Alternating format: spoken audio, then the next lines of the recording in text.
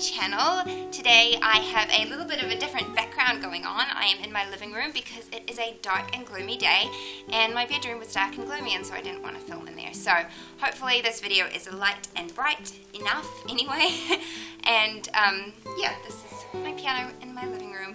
Jack, if you hear funny noises, it's because Jack's on my right hand side in his high chair having his lunch, so you might hear some grunting and squealing and, you know, all the noises that baby boys make. Also, my hair's looking a little bit funky because it's half dry because I washed it this morning and it's not dry yet, so yeah, I just wanted to get this video filmed before the day got away from me. Anyway, today I am going to be doing the 5 things I tell my pregnant self tag. So I've been wanting to do this for quite a while, and yeah, this is something I think it's probably normal after you've had a baby to think back on your pregnancy and what you do differently, because it's your first time, you're learning, you have no idea what it's going to be like. Anyway, I know I have. I've thought a lot about what I would do differently, what worked, what didn't work, what would make me feel better. And so I've written down 5 main things. There's probably lots of little things, but these are the main things that I can think of. So number 1 is that I would tell myself to relax more, which is really hard. I'm a type A personality. I like things to be ordered and I like to be on top of things. I don't really like surprises. Yeah, so, and also I worried a lot about everything, which is normal. It's completely normal to worry about things, but I worried about things that were totally out of my control, like what my labor was going to be like, and you know, like getting the baby to face the right way and all that kind of stuff. And I know you can do a certain amount to help those kind of things, but at some point you have to just let go and let it happen, because God's in control and you just have to give it over to Him eventually. You should do that from the start. But anyway, it took me a while to get to that point in my first pregnancy, and I would hope that for my second pregnancy I'm better at just relaxing and letting go and just going with the flow and just trusting that whatever happens, happens, and it'll all work out okay. Yeah, that is one thing I would tell my pregnant self. Just relax and move on. So next, I would also tell my pregnant self to walk slower, okay? I had the most awful ligament pains when I was pregnant with Jack. Like, they were crippling. They were absolutely awful. And for like probably a couple days at a time, I could barely move. I was in so much pain. And half of the problem was that I was walking too fast. I would move too fast. I would get up too fast. And so it would send the ligaments into a spasm, and then I would be crippled over and I couldn't move, and it was awful. So walk slower next time, okay? Just slow down. You don't have to rush everywhere. You don't have to, well, actually, it might be a bit hard next time around because I'll have a toddler, but anyway, or at least a child, whenever next time around is. So yeah, I mean, that's what I would tell myself. Walk slower. Relax and walk slower. Okay, the next thing, I've got a list here. I had to write it down, that's why I'm looking down.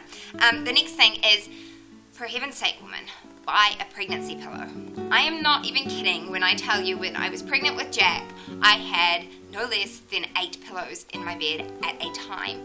I think that went up to 10 by the end of the pregnancy, because I couldn't breathe and I had terrible reflux, so I couldn't breathe and I needed to be propped up, so I had like at least 3 pillows behind me. I think I had one of those triangle pillows as well.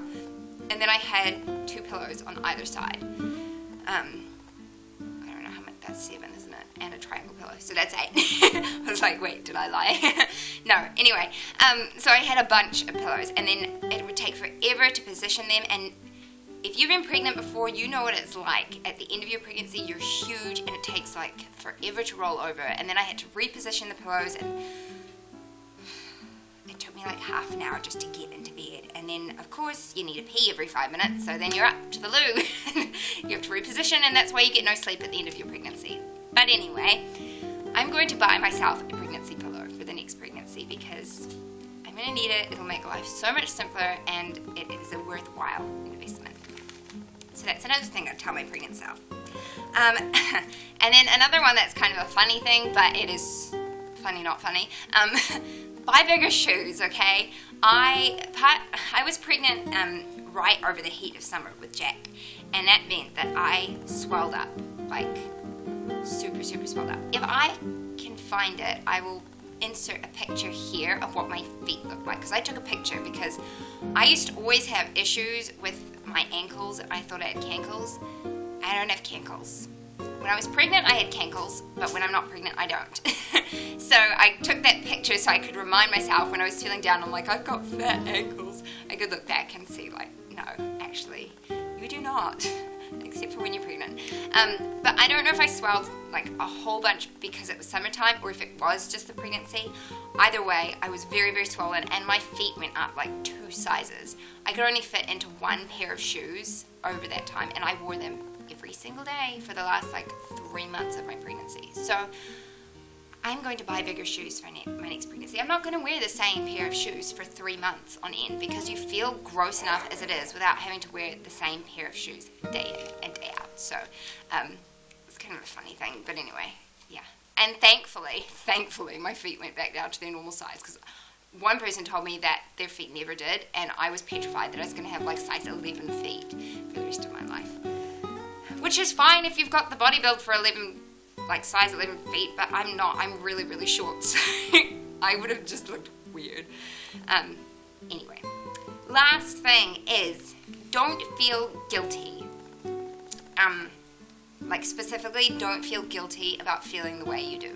Because I felt really guilty, like my whole pregnancy with Jack. I felt like I couldn't do enough, and that I was stupid for feeling tired when I just did the dishes, or when I was doing my makeup in the morning. I had to get a chair and sit down and invest in one of those like makeup mirrors and sit down and do my makeup like that, because I was so tired. I had to take cooler showers and make them like 5 minutes long, otherwise I would feel like I was going to faint. I felt like I was being weak, that I should be able to do those things without feeling so pathetic, and that other women do it all the time, etc., etc.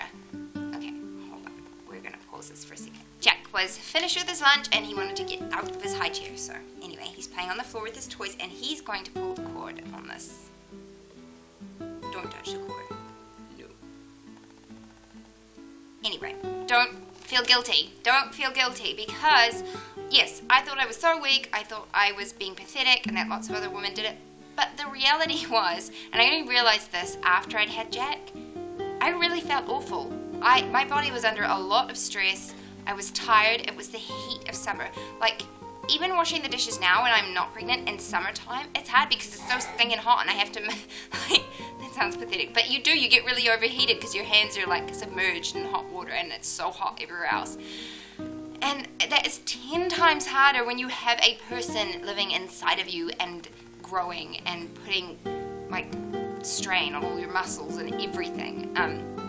So I need to tell my future pregnant self, Jack's playing with the camera, don't feel guilty for feeling that way. Your body's doing something absolutely amazing. It is hard work, and you have a right to feel tired.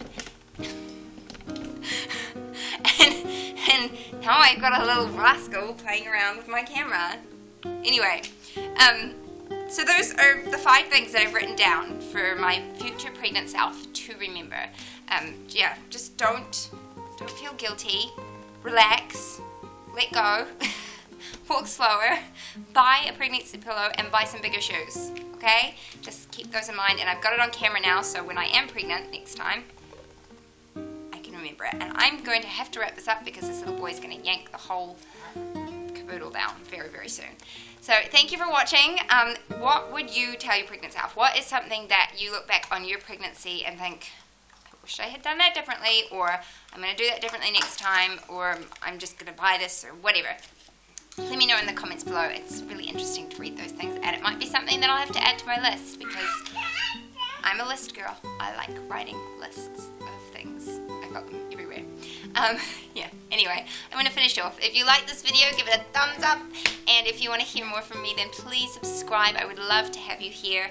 It'll be really fun to have you along for the ride. So, see you in my next video. Bye, guys.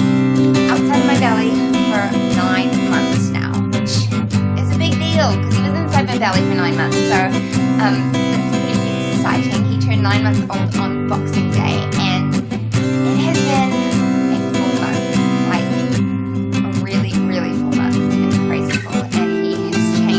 so much in this month. I'm so So that's what I'm going to start off with, is all the milestones he's reached and the developments that have taken place. So I'm going to try